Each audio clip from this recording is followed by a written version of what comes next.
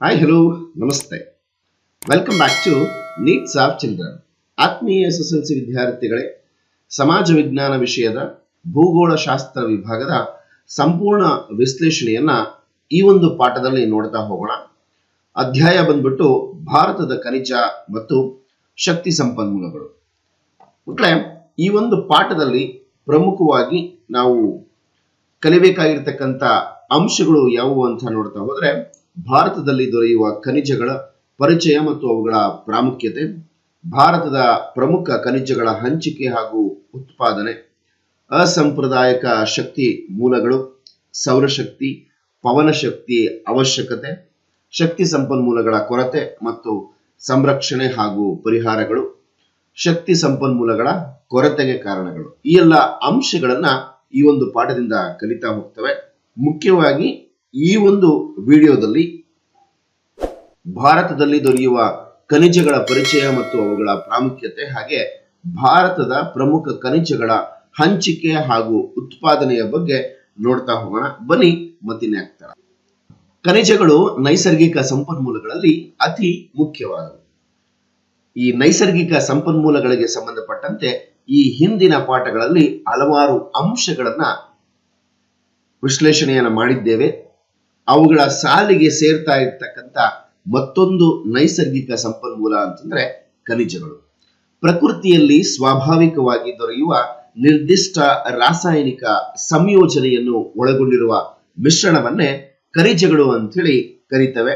ಮಕ್ಕಳ, ನೀವು ಗಮನಿಸಬಹುದು, ಈ ಕಾಣ್ತಾ ಇರತಕ್ಕಂಥ ಒಂದಷ್ಟು ಪ್ರಕೃತಿಯಲ್ಲಿ ಸ್ವಾಭಾವಿಕವಾಗಿ ದೊರೀತಾ ಇರತಕ್ಕಂಥ ಖನಿಜಗಳ ಮಿಶ್ರಣವನ್ನ, ಇವು ಶಿಲೆ ಹಾಗೂ ಇನ್ನಿತರ ಭೂ ಮೇಲ್ಮೈ ವಲಯದ ಮಿಶ್ರಣಗಳೊಡನೆ ಸಿಗ್ತಾ ಇರ್ತವೆ.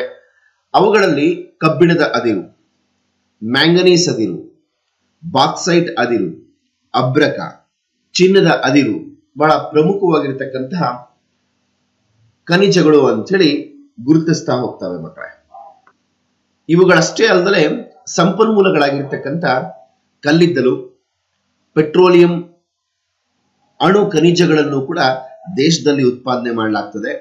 ಇವುಗಳ ಜೊತೆಗೆ ಅಸಾಂಪ್ರದಾಯಿಕ ಶಕ್ತಿ ಸಂಪನ್ಮೂಲಗಳಾಗಿರ್ತಕ್ಕಂಥ ಸೌರಶಕ್ತಿ, ಗಾಳಿ ಶಕ್ತಿ ಮೊದಲಾದವು ಕೂಡ ಆಗಾಗ ವಿದ್ಯುತ್ತಿನ ಅಪಾರ ಕೊರತೆ ಇರತಕ್ಕಂತಹ ನಮ್ಮ ದೇಶದಲ್ಲಿ ಬಹಳ ಪ್ರಮುಖವಾಗಿರ್ತಕ್ಕಂಥ ಪಾತ್ರವನ್ನ ವಹಿಸ್ತಾ ಹೋಗ್ತವೆ ಮಕ್ಕಳೇ. ಒಂದೊಂದಾಗಿ ಆ ಒಂದು ಖನಿಜ ಸಂಪನ್ಮೂಲಗಳ ಪರಿಚಯವನ್ನ ನೋಡ್ತಾ ಹೋಗೋಣ. ಮೊದಲನೇದಾಗಿ ನೀವು ಗಮನಿಸ್ತಾ ಇರ್ತಕ್ಕಂಥದ್ದು ಕಬ್ಬಿಣ ಅದಿರು, ಐರನ್ ಓರ್. ಭಾರತವು ಉತ್ಪಾದನೆ ಮಾಡ್ತಾ ಇರತಕ್ಕಂಥ ಕಬ್ಬಿಣ ಸಂಬಂಧಿ ಅದಿರುಗಳಲ್ಲಿ ಹಾಗೂ ಲೋಹ ಖನಿಜಗಳಲ್ಲಿ ಕಬ್ಬಿಣದ ಅದಿರು ಬಹಳ ಅತಿ ಮುಖ್ಯವಾಗಿರ್ತಕ್ಕಂಥದ್ದು. ಅದಿರನ್ನ ಅಥವಾ ಕಬ್ಬಿಣವನ್ನ ಬಳಕೆ ಮಾಡ್ಕೊಳ್ತಕ್ಕಂಥ ವಿಚಾರಕ್ಕೆ ನಾವೇನಾದ್ರೂ ಬಂದಿದ್ದೆ ಆದಲ್ಲಿ ನಿರ್ಮಾಣದ ಹಂತದಲ್ಲಿ, ಹಾಗೆ ಸಾಮಾನ್ಯವಾಗಿ ಏನು ನಿರ್ಮಾಣ ಅಂತ ಬರುತ್ತೆ ಆ ಎಲ್ಲ ನಿರ್ಮಾಣದ ಹಂತಗಳಲ್ಲಿ ಕಬ್ಬಿಣದ ಉಪಯೋಗ ಬಹಳ ಪ್ರಮುಖವಾಗಿರ್ತಕ್ಕಂತಹ ಒಂದು ಪಾತ್ರವನ್ನ ವಹಿಸುತ್ತೆ. ಅಲ್ಲದೆ ಅಭಿವೃದ್ಧಿಯ ಸಂಕೇತ ಅಂತಾನೆ ನಾವು ಈ ಒಂದು ಕಬ್ಬಿಣದ ಅದಿರಿನ ಬಳಕೆಯಲ್ಲಿ ನೋಡ್ತಾ ಹೋಗ್ತೇವೆ ಮಕ್ಕಳೇ. ಇನ್ನು ದೇಶವು ಉತ್ಪಾದನೆ ಮಾಡ್ತಾ ಇರತಕ್ಕಂತ ಒಟ್ಟು ಖನಿಜಗಳ ಮೌಲ್ಯದ 20% ಕಬ್ಬಿಣದ ಅದಿರು ಒಳಗೊಂಡಿರ್ತಕ್ಕಂಥದ್ದು. ಕಬ್ಬಿಣದ ಅದಿರಿನ ನಿಕ್ಷೇಪವನ್ನ ಹೊಂದಿರತಕ್ಕಂಥ ರಾಷ್ಟ್ರಗಳಲ್ಲಿ ಭಾರತ ಪ್ರಪಂಚದಲ್ಲಿಯೇ 6ನೇ ಸ್ಥಾನವನ್ನ ಪಡ್ಕೊಂಡಿದೆ. 2021 ಅಂಕಿ ಅಂಶದ ಪ್ರಕಾರವಾಗಿ ನೋಡ್ತಾ ಹೋದ್ರೆ ಆಸ್ಟ್ರೇಲಿಯಾ ಪ್ರಥಮ ಸ್ಥಾನದಲ್ಲಿ, ಬ್ರೆಜಿಲ್ 2ನೇ ಸ್ಥಾನದಲ್ಲಿ, ರಷ್ಯಾ 3ನೇ ಸ್ಥಾನದಲ್ಲಿ, ಚೀನಾ 4ನೇ ಸ್ಥಾನದಲ್ಲಿ, ಹಾಗೆ ಉಕ್ರೇನ್, ಕೆನಡಾ, ಇನ್ನು ಭಾರತ 7ನೇ ಸ್ಥಾನದಲ್ಲಿ ಇತ್ತೀಚಿನ ಒಂದು ಅಂಕಿ ಅಂಶದ ಪ್ರಕಾರವಾಗಿ ಅಂತ ಹೇಳಿ ನಾವು ಗುರುತಿಸ್ತೇವೆ ಮಕ್ಕಳೇ. ಸಾಮಾನ್ಯವಾಗಿ ಈ ಒಂದು ನಿಕ್ಷೇಪಗಳ ಹೊಂದಿರತಕ್ಕಂತ ರಾಷ್ಟ್ರಗಳಲ್ಲಿ ಭಾರತದ ಸ್ಥಾನ ಇದಾಗಿರುತ್ತೆ. ಇನ್ನು ಭಾರತದಲ್ಲಿ ಎಲ್ಲೆಲ್ಲಿ ಕಬ್ಬಿಣದ ಅದಿರಿನ ನಿಕ್ಷೇಪ ಇದೆ ಅಂತ ನೋಡ್ತಾ ಹೋದ್ರೆ ಭಾರತದ ಭೂಪಟದಲ್ಲಿ ನೀವು ಗಮನಿಸಬಹುದು. ಭಾರತದಲ್ಲಿ ಜಾರ್ಖಂಡ, ಒಡಿಶಾ ಮತ್ತು ಕರ್ನಾಟಕ ರಾಜ್ಯಗಳು ಅತಿ ಹೆಚ್ಚು ಕಬ್ಬಿಣದ ಅದಿರಿನ ನಿಕ್ಷೇಪವನ್ನ ಹೊಂದಿರತಕ್ಕಂತ ರಾಜ್ಯಗಳಾಗಿದ್ದಾವೆ. ಹಾಗೆ ಜಾರ್ಖಂಡ್ನ ಪ್ರದೇಶಗಳಾಗಿರ್ತಕ್ಕಂಥ ಸಿಂಗಭೂಮ್, ಒರಿಸ್ಸಾದ ಕೋಯಂಜಾರ್, ಮಯೂರ್ಭಂಜ್ ಮತ್ತು ಸುಂದರಘರ್ ಈ ಜಿಲ್ಲೆಗಳಲ್ಲಿ ಅಪಾರ ಪ್ರಮಾಣದ ಕಬ್ಬಿಣದ ಅದಿರಿನ ನಿಕ್ಷೇಪವಿದೆ. ಇದಲ್ಲದೆ ಛತ್ತೀಸ್ಗಢದ ಬಸ್ತಾರ್, ದುರ್ಗ ಮತ್ತು ರಾಯ್ಪುರಗಳು ಕೂಡ ಈ ಒಂದು ಕಬ್ಬಿಣದ ಅದಿರಿಗೆ ಸಾಕಷ್ಟು ಹೆಸರುವಾಸಿಯಾಗಿವೆ. ಗೋವಾ, ಆಂಧ್ರ ಪ್ರದೇಶ ಮತ್ತು ತಮಿಳುನಾಡು ಕಬ್ಬಿಣದ ನಿಕ್ಷೇಪವನ್ನ ಒಳಗೊಂಡಿರತಕ್ಕಂಥ ಇನ್ನಿತರೆ ರಾಜ್ಯಗಳಾಗಿದ್ದಾವೆ. ಇನ್ನು ಕರ್ನಾಟಕದಲ್ಲಿ ಕೆಮ್ಮಣಗುಂಡಿ, ಹೊಸಪೇಟೆ, ಸಂಡೂರು, ಕುದುರೆಮುಖಗಳಲ್ಲಿ ಕಬ್ಬಿಣದ ಅದಿರಿನ ನಿಕ್ಷೇಪಗಳನ್ನ ಕಾಣಬಹುದಾಗಿದೆ ಮಕ್ಕಳೇ. ಹಾಗೆ ಕಬ್ಬಿಣದ ಅದಿರನ್ನ ಕರ್ನಾಟಕ, ಛತ್ತೀಸ್ಗಢ, ಜಾರ್ಖಂಡ್, ಪಶ್ಚಿಮ ಬಂಗಾಳ, ಮಧ್ಯಪ್ರದೇಶ, ಒಡಿಶಾ ಮತ್ತು ಆಂಧ್ರ ಪ್ರದೇಶದ ರಾಜ್ಯಗಳಲ್ಲಿರುವ ಕಬ್ಬಿಣ ಮತ್ತು ಉಕ್ಕಿನ ಕೈಗಾರಿಕೆಗಳಲ್ಲಿ ಬಳಕೆ ಮಾಡಲಾಗ್ತದೆ. ಸಾಕಷ್ಟು ನಮ್ಮಲ್ಲಿ 9 ಸರ್ಕಾರದ ಅಧೀನದಲ್ಲಿರ್ತಕ್ಕಂಥ ಕಬ್ಬಿಣ ಮತ್ತು ಉಕ್ಕಿನ ಕಾರ್ಖಾನೆಗಳಿದ್ದು, ಇನ್ನಿತರೆ ಇವು ಸರ್ಕಾರದ ಒಡೆತನದ ಕಬ್ಬಿಣ ಮತ್ತು ಉಕ್ಕಿನ ಕೈಗಾರಿಕೆಗಳಾದರೆ, ಇನ್ನು ಇತರೆ ಖಾಸಗಿ ಒಡೆತನದಲ್ಲಿರ್ತಕ್ಕಂಥ ಕಬ್ಬಿಣದ ಅದಿರನ್ನು ಕೂಡ ಕಾಣ್ತವೆ. ಆ ಒಂದು ಕಬ್ಬಿಣದ ಅದಿರಿನ ಕಾರ್ಖಾನೆಗಳಲ್ಲಿ ನಮಗೆ ಸಿಗ್ತಾ ಇರತಕ್ಕಂಥ ಈ ಕಬ್ಬಿಣದ ಅದಿರನ್ನ ಬಳಕೆ ಮಾಡಿಕೊಳ್ಳಲಾಗ್ತದೆ ಮಕ್ಕಳೇ. ಜೊತೆಗೆ ಇನ್ನು ಒಂದಷ್ಟು ಕಬ್ಬಿಣದ ಅದಿರನ್ನ ಜಪಾನ್, ಚೀನಾ, ಇಟಲಿ, ಇರಾನ್ ಮೊದಲಾದ ದೇಶಗಳಿಗೆ ರಫ್ತು ಮಾಡಿ ಅದರಿಂದಲೂ ಕೂಡ ವಿದೇಶಿ ವಿನಿಮಯವನ್ನ ಪಡ್ಕೊಳ್ತಾ ಇದ್ದೀವಿ. ಇಷ್ಟು ಕಬ್ಬಿಣದ ಅದಿರಿನ ಅಂಶ. ಮುಂದುವರೆದು ಮತ್ತೊಂದು ಖನಿಜ ಅಂಶ ಆಗಿರ್ತಕ್ಕಂಥ ಅಥವಾ ಅದಿರಾಗಿರ್ತಕ್ಕಂಥ ಮ್ಯಾಂಗನೀಸ್ ನ ಪರಿಚಯವನ್ನ ನೋಡ್ಕೊಳ್ತಾ ಹೋಗಿ. ಮಕ್ಕಳೇ, ನೀವು ಗಮನಿಸಬಹುದು ಮ್ಯಾಂಗನೀಸ್ ಅನ್ನ ಎಲ್ಲೆಲ್ಲಿ ಬಳಕೆ ಮಾಡಲಾಗ್ತದೆ ಅಂತ ಹೇಳಿ. ಭಾರತವು ಉತ್ಪಾದಿಸ್ತಾ ಇರತಕ್ಕಂಥ ಕಬ್ಬಿಣ ಮಿಶ್ರ ಲೋಹಗಳಲ್ಲಿ ಮ್ಯಾಂಗನೀಸ್ ಬಹಳ ಅತಿ ಪ್ರಮುಖವಾಗಿರ್ತಕ್ಕಂಥ ಒಂದು ಅದಿರಾಗಿದೆ. ಇದು ನೋಡಿ, ಕಬ್ಬಿಣ ಮಿಶ್ರಲೋಹ, ಕಬ್ಬಿಣ ಮತ್ತೆ ಮಿಶ್ರಲೋಹ ಅಂತೇಳಿ ಕರ್ಕೊಳ್ತೀವಿ. ಅಂದ್ರೆ ಫೆರಸ್, ಇದರಲ್ಲಿ ಕಬ್ಬಿಣದ ಅದಿರನ್ನು ಕೂಡ ಬಳಕೆ ಮಾಡಿಕೊಂಡು ತಯಾರಾಗ್ತಾ ಇರತಕ್ಕಂಥ ಒಂದು ಅದಿರು ಅಂತ ಹೇಳಿ ಕರ್ಕೊಳ್ತೇವೆ. ಇದರ ಉಪಯೋಗಗಳು ಸಾಕಷ್ಟು ಇದ್ದಾವೆ.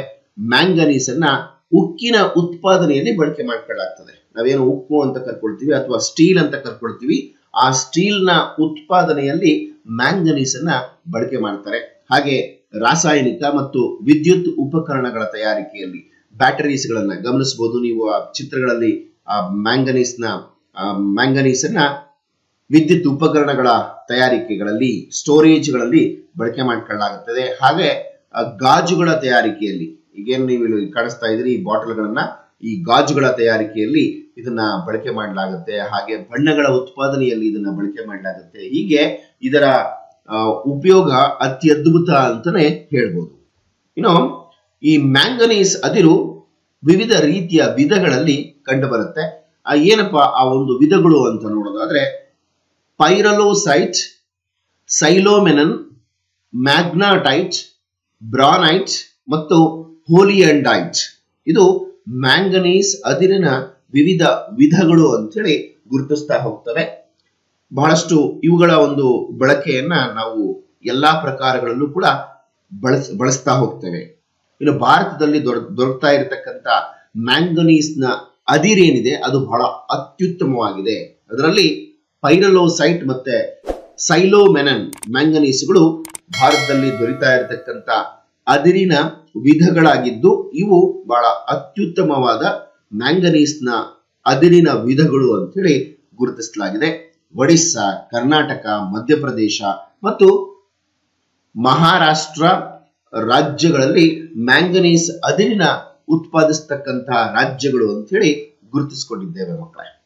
ಇದಲ್ಲದೆ ಬಿಹಾರ್, ಛತ್ತೀಸ್ಗಢ, ರಾಜಸ್ಥಾನ್, ಪಂಜಾಬ್ ಮತ್ತು ಗೋವಾಗಳಲ್ಲೂ ಕೂಡ ಮ್ಯಾಂಗನೀಸ್ ನ ಅದಿರು ಅತಿ ಹೆಚ್ಚಾಗಿ ಕಂಡು ಬರ್ತಾ ಇರತಕ್ಕಂಥದ್ದನ್ನ ಗುರುತಿಸಬಹುದಾಗಿದೆ. ಮುಂದುವರೆದು ಮತ್ತೊಂದು ಅದಿರಿನ ಬಗ್ಗೆ ಪರಿಚಯವನ್ನ ಮಾಡ್ಕೊಳ್ಳೋಣ. ಅದುವೇ ಬಾಕ್ಸೈಟ್ ಅದಿರು. ಬಾಕ್ಸೈಟ್ ಅಲ್ಯೂಮಿನಿಯಂ ಲೋಹದ ಮುಖ್ಯ ಅದಿರಾಗಿದೆ. ಸಾಮಾನ್ಯವಾಗಿ ನೀವು ಈ ಒಂದು ಬಾಕ್ಸೈಟ್ ಅದಿರು ಅಲ್ಯೂಮಿನಿಯಂ ಅಂತ ಹೇಳಿ ನಾವು ಕರ್ಕೊಂಡಾಗ ನಮ್ಮ ಮನೆಗಳಲ್ಲಿ ಅಡಿಗೆ ಮಾಡ್ಲಿಕ್ಕೆ ಬಳಸ್ತಾ ಇರತಕ್ಕಂತ ಪಾತ್ರೆಗಳೇನಿದಾವೆ ಆ ಪಾತ್ರೆಗಳನ್ನ ಮಾರ್ಲಿಕ್ಕೆ ಬಂದಿರತಕ್ಕಂಥವ್ರು ಹೇಳ್ತಾರೆ, ಕೂಗ್ತಾರೆ, ಸಿಲ್ವರ್ ಪಾತ್ರೆ ಬೇಕೇನಮ್ಮ, ಸಿಲ್ವರ್ ಪಾತ್ರೆ ಅಂತ. ಆದ್ರೆ ಅದು ನಿಜವಾಗ್ಲೂ ಕೂಡ ಸಿಲ್ವರ್ ಪಾತ್ರೆ ಅಲ್ಲ, ಅದು ಅಲ್ಯೂಮಿನಿಯಂ ಲೋಹದಿಂದ ತಯಾರಾಗಿರ್ತಕ್ಕಂಥ ಪಾತ್ರೆಗಳು. ಅದರ ಬಣ್ಣದಿಂದ, ಅದು ನೋಡೋ ಬಣ್ಣದಿಂದಾಗಿ ಅವರು ಸಿಲ್ವರ್ ಪಾತ್ರೆ ಅಂತ ಕರಿತೇವೆ. ಆದ್ರೆ ಅದು ನಿಜವಾಗ್ಲೂ ನಾವು ಕರಿಬೇಕಾಗಿರ್ತಕ್ಕಂಥದ್ದು ಅಲ್ಯೂಮಿನಿಯಂ ಲೋಹದಿಂದ ಉತ್ಪಾದನೆ ಆಗಿರ್ತಕ್ಕಂಥ ಪಾತ್ರೆಗಳಾಗಿದ್ದಾವೆ. ಹಾಗೆ ಈ ಒಂದು ಬಾಕ್ಸೈಟ್ ಅದಿರು ಅಂಥ ಅಲ್ಯೂಮಿನಿಯಂ ಲೋಹದ ಮುಖ್ಯ ಅದಿರಾಗಿ ಕಂಡು ಬರುತ್ತೆ. ಕಬ್ಬಿಣದ ಆಕ್ಸೈಡ್ ಮತ್ತೆ ಮರಳಿನೊಂದಿಗೆ ಮಿಶ್ರಣ ಮಾಡಿ ಈ ಒಂದು ಅಲ್ಯೂಮಿನಿಯಂ ಅನ್ನ ತಯಾರು ಮಾಡಲಾಗ್ತದೆ. ಅಲ್ಲದೆ ಕಂದು, ಹಳದಿ ಮತ್ತು ಬೂದು ಬಣ್ಣಗಳಿಂದ ಮಿಶ್ರಿತವಾಗಿರ್ತಕ್ಕಂಥ ಬಾಕ್ಸೈಟ್ ಜೇಡಿ ಮಣ್ಣಿನಂತೆ ಬಹಳ ಜಿಗುಟು ಗುಣವನ್ನ ಹೊಂದಿರುತ್ತೆ. ಅದಕ್ಕೆ ಕಬ್ಬಿಣದ ಆಕ್ಸೈಡ್ ಅನ್ನ ಮಿಶ್ರಣ ಮಾಡಿದಾಗ 60-70% ಅಷ್ಟು ಅಲ್ಯೂಮಿನಿಯಂ ಆಕ್ಸೈಡ್ ಹೊಂದಿ ತದನಂತರ ಅದನ್ನ ಯಾವ ಆಕಾರಕ್ಕೆ ಬೇಕೋ ಆ ಒಂದು ಆಕಾರಕ್ಕೆ ಅದನ್ನ ಬದಲಾಯಿಸಿಕೊಳ್ಳಾಗುತ್ತೆ ಮಕ್ಕಳೇ. ಹಾಗೆ ಇದನ್ನ ಸಂಸ್ಕರಿಸಿ ಅಲ್ಯೂಮಿನಿಯಂ ಅನ್ನ ಪಡೆಯಲಾಗ್ತದೆ. ಬಾಕ್ಸೈಟ್ ಅನ್ನು ಬಹಳಷ್ಟು ವಿವಿಧ ವೈವಿಧ್ಯಮಯ ಉಪಯೋಗಗಳಿಗೆ ಬಳಕೆ ಮಾಡಲಾಗ್ತದೆ.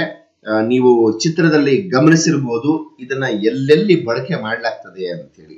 ಹಾಗಾಗಿನೇ 20ನೇ ಶತಮಾನದ ಅದ್ಭುತ ಲೋಹ ಅಂತೇಳಿ ಈ ಒಂದು ಬಾಕ್ಸೈಟ್ ಅದಿರನ್ನ ಅಥವಾ ಅಲ್ಯೂಮಿನಿಯಂ ಅನ್ನ ಗುರುತಿಸಲಾಗಿದೆ. ಈ ಒಂದು ಬಾಕ್ಸೈಟ್ ಅದಿರು ಮುಖ್ಯವಾಗಿ ಅಲ್ಯೂಮಿನಿಯಂ ತಯಾರಿಕೆಯಲ್ಲಿ ಉಪಯೋಗ ಆಗ್ತದೆ. ಭಾರತವು ಹೇರಳವಾದ ಬಾಕ್ಸೈಟ್ ನ ನಿಕ್ಷೇಪವನ್ನ ಹೊಂದಿದ್ದು ಅಲ್ಯೂಮಿನಿಯಂ ಉತ್ಪಾದನೆಯಲ್ಲಿ ಸ್ವಾವಲಂಬನೆಯಾಗಿದೆ. ಅಲ್ಲದೆ ಈ ಒಂದು ನಿಕ್ಷೇಪದಲ್ಲಿ ದೇಶವು ಪ್ರಪಂಚದಲ್ಲಿಯೇ 5ನೇ ಸ್ಥಾನವನ್ನ ಪಡ್ಕೊಂಡಿದೆ ಅನ್ನೋ ಒಂದು ಮಾತನ್ನ ಹೇಳಲಾಗ್ತಾ ಇದೆ. ಇನ್ನು ಇದರ ನಿಕ್ಷೇಪಕ ಕುರಿತಂತೆ 5ನೇ ಸ್ಥಾನದಲ್ಲಿ, ಇನ್ನು ಉತ್ಪಾದನೆಯ ದೃಷ್ಟಿಯಲ್ಲಿ ನೋಡ್ತಾ ಹೋದ್ರೆ ಇದು 2ನೇ ಸ್ಥಾನವನ್ನ ಪಡ್ಕೊಂಡಿದೆ. 1ನೇ ಸ್ಥಾನ ಚೀನಾ, 2ನೇ ಸ್ಥಾನ ಭಾರತ, 3ನೇ ಸ್ಥಾನ Russia, 4 Canada, 5 United Arab Emirates ಅಂತ ಹೇಳಿ ಈ 5 ಪ್ರಮುಖವಾಗಿರ್ತಕ್ಕಂಥ ರಾಷ್ಟ್ರಗಳ ಪಟ್ಟಿಯಲ್ಲಿ ಭಾರತ 2ನೇ ಸ್ಥಾನ ಅದರ ಪ್ರಾಡಕ್ಟ್ಸ್ ಗಳನ್ನ ಉತ್ಪಾದನೆ ಮಾಡೋ ವಿಚಾರದಲ್ಲಿ ಅಂತೇಳಿ ಗುರುತಿಸ್ತೇವೆ ಮಕ್ಕಳೇ. ಇನ್ನು ಭಾರತದಲ್ಲಿ ಮುಖ್ಯವಾಗಿ ಒಡಿಸ್ಸಾ, ಕೋರಾಪಟ್, ಕಾಳಹಂದಿ, ಬೋಲಾಂಗೀರ್, ಸುಂದರ್ಘರ್, ಗುಜರಾತ್ನ ಜಾಮಾನಗರ, ಭಾವನಗರ, ಜುನಾಗಢ್, ಭರೂಚ್, ಸೂರತ್ ಜಿಲ್ಲೆಗಳಲ್ಲಿ ಇದರ ಒಂದು ಒಡಿಸ್ಸಾ ಕಂಡು ಬರ್ತಾ ಇರತಕ್ಕಂಥ ಅಥವಾ ಉತ್ಪಾದನೆ ಮಾಡ್ತಾ ಇರತಕ್ಕಂಥ ರಾಜ್ಯಗಳು ಅಂತ ಹೇಳಿ ಗುರುತಿಸಲಾಗತ್ತೆ ಮಕ್ಕಳೇ. ಇನ್ನು ಮುಂದುವರೆದು ಬಾಕ್ಸೈಟ್ ಕಂಡು ಬರತಕ್ಕಂಥ ಭಾರತದ ಇತರ ರಾಜ್ಯಗಳು ಮತ್ತು ಸ್ಥಳಗಳು ಅಂತ ನೋಡ್ತಾ ಹೋದಾಗ ಜಾರ್ಖಂಡ್ನ ರಾಂಚಿ, ಪಲಮಾವು, ಶಹಾಬಾದ್, ಲೋಹರದಗ ಜಿಲ್ಲೆಗಳಲ್ಲಿ ಕಂಡು ಬರ್ತದೆ. ಇನ್ನು ಮಹಾರಾಷ್ಟ್ರದ ರತ್ನಗಿರಿ, ಕೊಲ್ಲಾಪುರ, ಆಂಬೋಲಿ ಘಾಟ್, ಉದಯಗಿರಿ, ರಾಧಾನಗರಿ, ದಂಗಾವಾಡಿ ಮತ್ತು ದರ್ಭಾಂಗ, ಇನ್ನು ಛತ್ತೀಸ್ಗಢದ ಬಸ್ತಾರ, ಬಿಲಾಸ್ಪುರ, ರಾಯ್ಗಢ್ ಮತ್ತು ಸುರಗುಸಾಗಳಲ್ಲಿ ಈ ಒಂದು ಬಾಕ್ಸೈಟ್ ಅದಿರು ಕಂಡು ಬರ್ತಾ ಇರತಕ್ಕಂಥ ಭಾರತದ ಪ್ರಮುಖವಾಗಿರ್ತಕ್ಕಂಥ ರಾಜ್ಯಗಳು ಮತ್ತೆ ಅವುಗಳ ರಾಜ್ಯದಲ್ಲಿ ಕಂಡು ಬರ್ತಾ ಇರತಕ್ಕಂಥ ಸ್ಥಳಗಳು ಅಂತ ಹೇಳಿ ಗುರುತಿಸಲಾಗಿದೆ ಮಕ್ಕಳೇ. ಇದಲ್ಲದೆ ಮಧ್ಯಪ್ರದೇಶ, ಕರ್ನಾಟಕ, ಬೆಳಗಾವಿ, ತಮಿಳುನಾಡು, ಸೇಲಂ, ಮಧುರೈ, ಆಂಧ್ರ ಪ್ರದೇಶದ ವಿಶಾಖಪಟ್ಟಣಂ ಮೊದಲಾದ ಸ್ಥಳಗಳಲ್ಲಿ ಬಾಕ್ಸೈಟ್ ಅದಿರು ಸಿಗ್ತಾ ಇದೆ ಮಕ್ಕಳೇ. ಇನ್ನು ನಮ್ಮಲ್ಲಿ ಸಿಗ್ತಾ ಇರತಕ್ಕಂಥ ಈ ಒಂದು ಬಾಕ್ಸೈಟ್ ಅದಿರನ್ನ Saudi Arabia, UAE, Britain, Germany, Japan, USA ಈ ಒಂದು ರಾಷ್ಟ್ರಗಳಿಗೆ ನಮ್ಮ ಬಾಕ್ಸೈಟ್ ಅದಿರನ್ನ ರಫ್ತು ಮಾಡಲಾಗ್ತಾ ಇದೆ. ಯುನೈಟೆಡ್ ಅರಬ್ ಎಮಿರೇಟ್ಸ್ ಅಂತ UAE ಅರಬ್ ಕಂಟ್ರೀಸ್ಗಳು, ಇನ್ನು USA America, United States of America ಈ ಒಂದು ರಾಷ್ಟ್ರಗಳಿಗೆ ಒಂದು ಬಾಕ್ಸೈಟ್ ಅದಿರನ್ನ ರಫ್ತು ಮಾಡಿ ಅದರಿಂದಲೂ ಕೂಡ ವಿದೇಶಿ ವಿನಿಮಯವನ್ನ ಪಡ್ಕೊಳ್ತಾ ಇದ್ದೇವೆ ಮಕ್ಕಳೇ. ಇದಾಗಿತ್ತು ಬಾಕ್ಸೈಟ್ ನ ಅದಿರಿನ ಬಗ್ಗೆ ಮಾಹಿತಿ. ಮುಂದುವರೆದು ಮತ್ತೊಂದು ಖನಿಜದ ಬಗ್ಗೆ ಮಾಹಿತಿಯನ್ನ ತಿಳ್ಕೊಳ್ಳೋದಾದ್ರೆ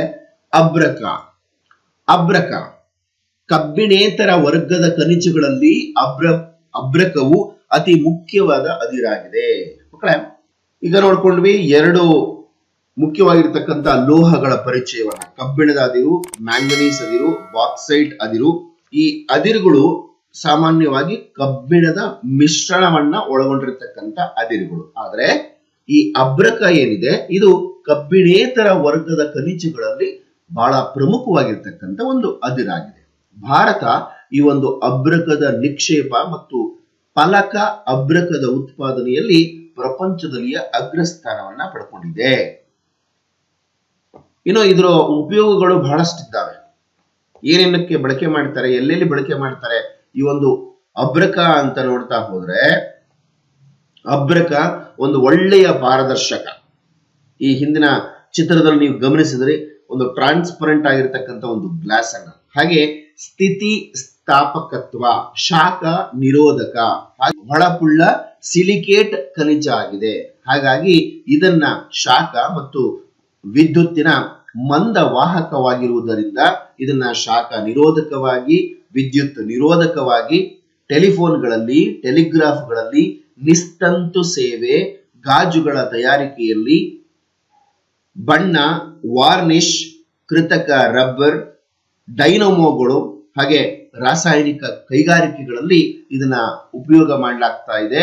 ಇದರ ಉಪಯೋಗವನ್ನ ಅನಂತ ಆಗರ ಅಂತಾನೆ ಗುರುತಿಸಬಹುದಾಗಿದೆ.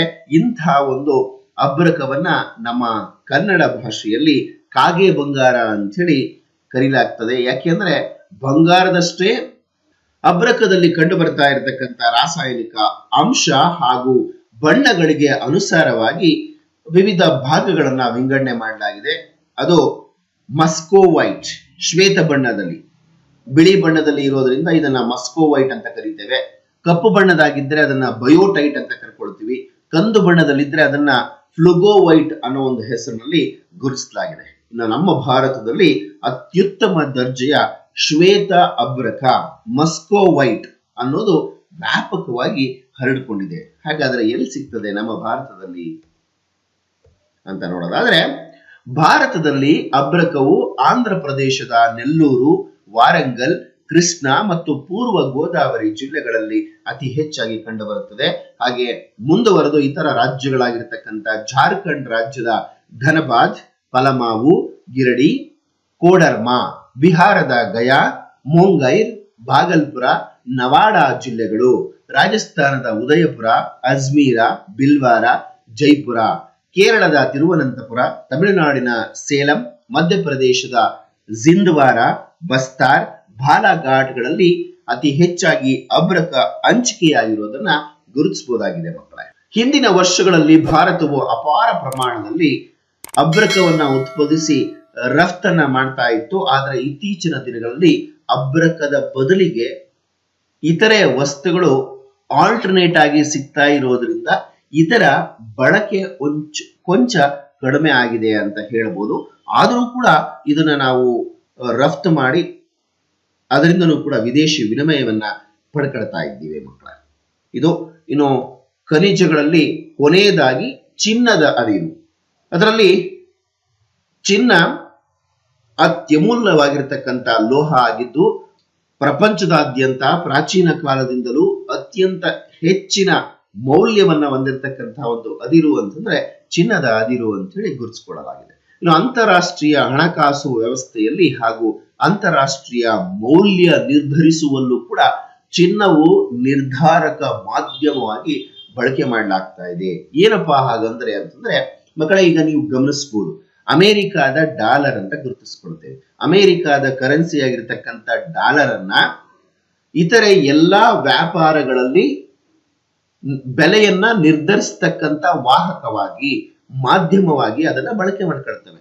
ಹಾಗೇನೆ ಅದನ್ನ ಬಿಟ್ರೆ ಮತ್ತಿನ್ಯಾವುದನ್ನ ಬಳಕೆ ಮಾಡ್ಕೊಳ್ತೀವಪ್ಪ ಅಂತಂದ್ರೆ ಚಿನ್ನವನ್ನ ಅಂತಾರಾಷ್ಟ್ರೀಯ ಹಣಕಾಸು ವ್ಯವಸ್ಥೆಯಲ್ಲಿ ಮೌಲ್ಯವನ್ನ ನಿರ್ಧರಿಸತಕ್ಕಂತ ವ್ಯವಸ್ಥೆಯಲ್ಲಿ ನಿರ್ಧಾರಕವಾಗಿ, ಮಾಧ್ಯಮವಾಗಿ ಈ ಒಂದು ಚಿನ್ನವನ್ನ ಬಳಕೆ ಮಾಡ್ಕೊಳ್ತವೆ. ಹಾಗೆ ಭಾರತದಲ್ಲಿ ಚಿನ್ನದ ನಿಕ್ಷೇಪ ಬಹಳ ಕಡಿಮೆ ಇದೆ. ಅದರಲ್ಲೂ ನಮ್ಮ ಕರ್ನಾಟಕದ ಕೋಲಾರ, ರಾಯಚೂರು, ಹಟ್ಟಿ ನಿಕ್ಷೇಪಗಳು ಅತಿ ಹೆಚ್ಚಿನ ಪ್ರಮಾಣದಲ್ಲಿ, ಕಳೆದ ಬಾರಿ 9ನೇ ತರಗತಿಯಲ್ಲಿ ಇವಾಗಲೇ ಓದಿದ್ರಿ, ಭಾರತದಲ್ಲಿ 80% ನಿಕ್ಷೇಪಗಳು ನಮ್ಮ ಕರ್ನಾಟಕದಲ್ಲೇ ಇದ್ದೆ. ಇನ್ನು ಉಳಿದಿರ್ತಕ್ಕಂಥ 20% ಈ ಬೇರೆ ಬೇರೆ ರಾಜ್ಯಗಳಲ್ಲಿ ಕಂಡು ಬರುತ್ತದೆ.